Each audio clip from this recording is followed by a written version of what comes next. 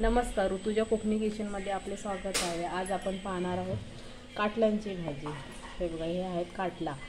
त्यांना कोकणाकडे काटला असे म्हणतात, तुमच्याकडे काय म्हणतात ते कमेंट करून नक्कीच सांगा।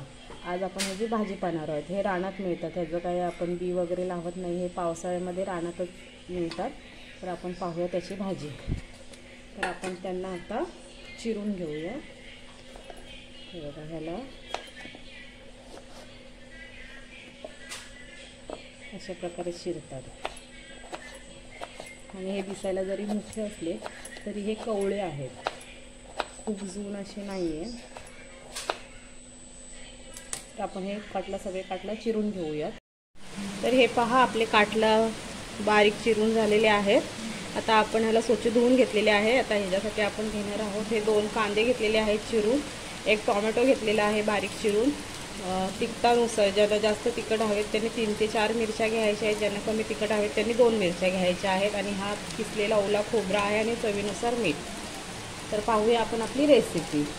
तेल चांगलं तापलेलं आहे। आता आपण ह्याच्यामध्ये कांदा घालून घेऊया।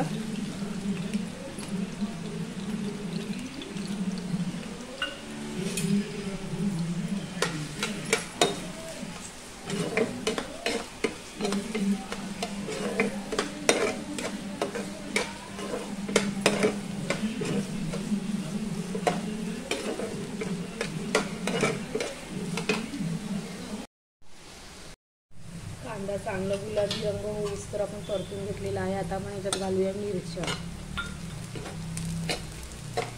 सॉरी, थोडी काळोख आहे, आमच्याकडे लाईट गेलेली आहे त्याच्यामुळे काळोख झालेला आहे।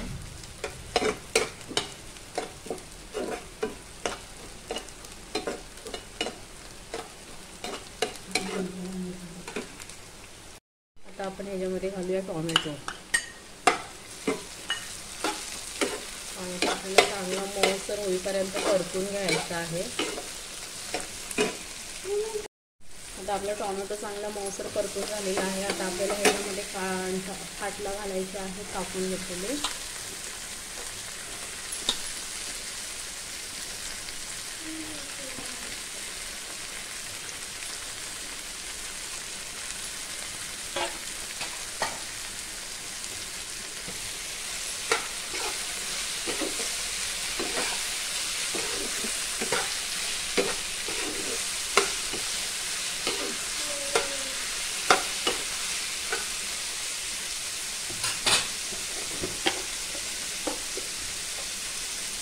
चवीनुसार मीठ।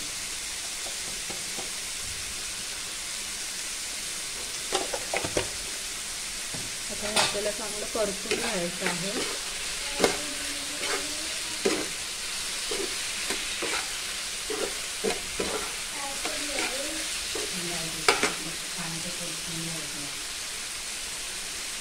आता आपण ह्याच्यावरती झाकण घेऊया।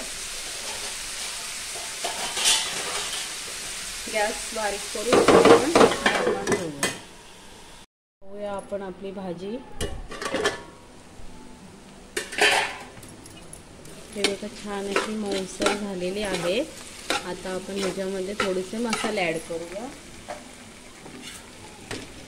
हे घरचा कोकणी मसाला, थोडीशी हळद,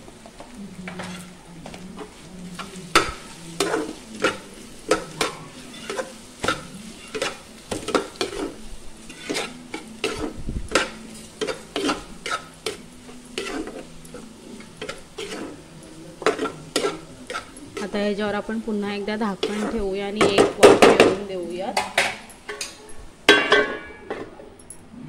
पाहूया आपली भाजी।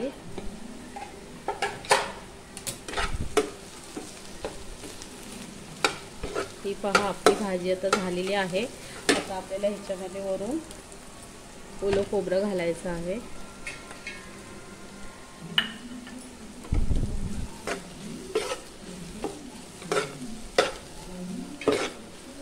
खोबरं आवडीनुसार आहे, तुम्हाला आवडत असेल तर खोबरं घाला, नसेल आवडत तर नाही घातलं तरी चालेल। आमच्या कोकणाकडे खोबरं प्रसिद्ध आहे म्हणून आम्ही आपलं घालतो।